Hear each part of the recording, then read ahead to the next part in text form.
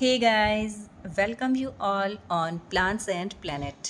आज बात करेंगे एक और इंडोर प्लांट के बारे में जो कि बेहद ही अलग सा प्लांट है। नाम है इसका चामूडोरा एलिगेंस पाम।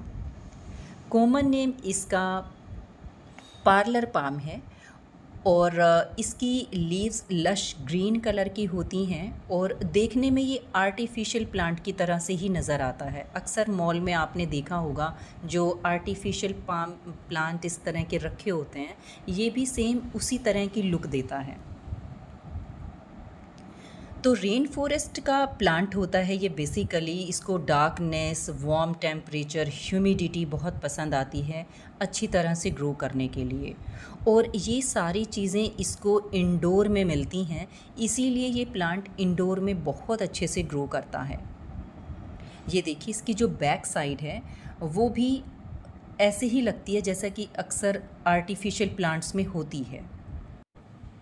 इस चामेडोरा प्लांट का नेटिव प्लेस साउदर्न मैक्सिको है और बहुत ही इजी टू ग्रो प्लांट है गाइस। ये जब मैं इसको नर्सरी से लेकर के आई थी तब से लेकर के मैंने अभी तक इसको सेम इसी पोट में रखा हुआ है, और ये 5 इंच का मात्र पोट है।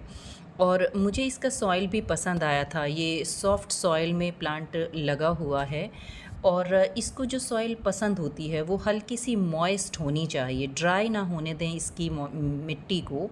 तो ये जैसा कि आप देख पा रहे हैं कि उंगली में चिपक रही है, तो बस इतनी ही इसकी मिट्टी को हमेशा हमने मॉइस्ट रखना है। बहुत ज़्यादा पानी भी नहीं डालना कि सोगी हो जाए, और इसको बिल्कुल सूखने भी नहीं देना है। जिस भी पोट में इस प्लांट को लगाएं उसका ड्रेनेज सिस्टम बहुत अच्छा होना चाहिए, मिट्टी सॉफ्ट होनी चाहिए।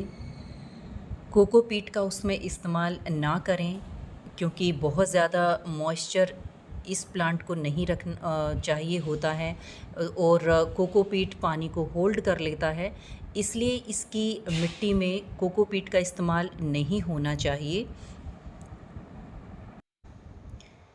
क्योंकि गाइज़ जैसा कि मैंने बताया रेन फॉरेस्ट का ये प्लांट है, तो आप समझ सकते हैं कि पानी उसमें से तुरंत निकलते रहता है इसकी जड़ों को छू करके।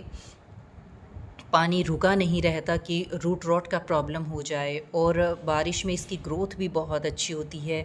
लीव्स इसकी जो हैं वो फ्रेश और लश ग्रीन कलर की हो जाती हैं। और अभी जैसा कि बरसात का समय चल ही रहा है, ऐसे में इस प्लांट को अगर हम खुले में रखते हैं बरसात में तो इसकी ग्रोथ देखते ही बनेगी। इसके साथ ही साथ इसमें नए नए प्लांट्स भी प्रोपोगेट होकर के साइड से बाहर आएंगे। और गाइस कोई भी प्लांट जो हम इंडोर में रखते हैं तो खूबसूरत तो दिखना ही चाहिए, तो इसके लिए अलग से कोई भी डिज़ाइनर पोट लेकर के आप उसमें जो आपके घर के इंटीरियर के साथ मैच करे उसमें आप इसे रख सकते हैं। जैसा कि मैंने भी अपने इस प्लांट को लगाया है इस पोट में, मैंने ये ऑनलाइन ऑर्डर किया था।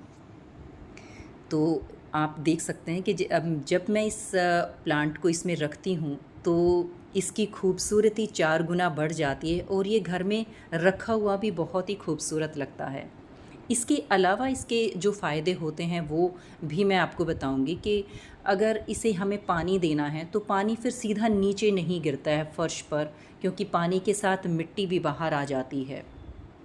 दूसरा, अगर हमें अपने प्लांट को शिफ्ट करना है तो भी बहुत आसान हो जाता है कैरी करना, कि कभी हमेशा ही जितने भी इंडोर प्लांट्स होते हैं वो हमेशा इंडोर में सरवाइव नहीं कर पाते। कुछ दिन के लिए हमें उन्हें बाहर आउटडोर में रखना होता है, फ्रेश एनवायरनमेंट में। ये एक बहुत ही ज़रूरी पार्ट है, बहुत इम्पॉर्टेंट है ये चीज़ कि जितने भी इंडोर प्लांट्स होते हैं गाइस, आप हमेशा उन्हें इंडोर में ना रखें। आप उन्हें हफ्ते में 1 दिन या 2 दिन के लिए बाहर की फ्रेश एयर में ज़रूर लेकर जाएं। तभी आप अपने उन प्लांट्स पर देखेंगे कि उस पर एक अच्छी सी शाइन आपको नज़र आएगी।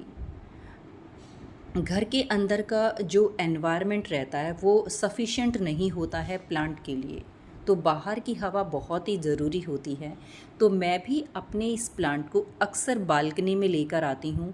डायरेक्ट सनलाइट इस पाम को नहीं चाहिए होती है, बिल्कुल ये सर्वाइव नहीं कर पाएगा। अगर आप चाहते हैं तो आप इसे सुबह से आधे या 1 घंटे की धूप में भले ही रख दें, वो भी सिर्फ मॉर्निंग की। लेकिन उसके अलावा आप इसको दिन भर की तीखी धूप में बिल्कुल भी ना रखें। दूसरा गाइस, जैसे जैसे प्लांट आपका बढ़ेगा वैसे ही पुरानी जो लीव्स हैं जो नीचे वाली हैं अक्सर वो पीली पड़ कर के गिर जाती हैं, तो इसमें घबराने की बात नहीं होती है। इसके साथ ही अगर मान लीजिए ओवर वाटरिंग या अंडर वाटरिंग हो रही है, उस केस में भी लीव्स पीली पड़ जाती हैं, तो आप इस चीज़ का ध्यान रखें। फर्टिलाइज़र की अगर बात करें तो इस प्लांट की बहुत ज़्यादा रिक्वायरमेंट नहीं रहती है। आप 6 महीने में एक बार ऑर्गेनिक फर्टिलाइज़र से या फिर लिक्विड फर्टिलाइज़र से इसे फर्टिलाइज़ कर सकते हैं, इसकी पोट साइज़ को देखते हुए। तो कैसा लगा आपको ये वीडियो, आप मुझे कमेंट करके ज़रूर बताइएगा और चैनल को सब्सक्राइब करना बिल्कुल भी ना भूलें गाइस।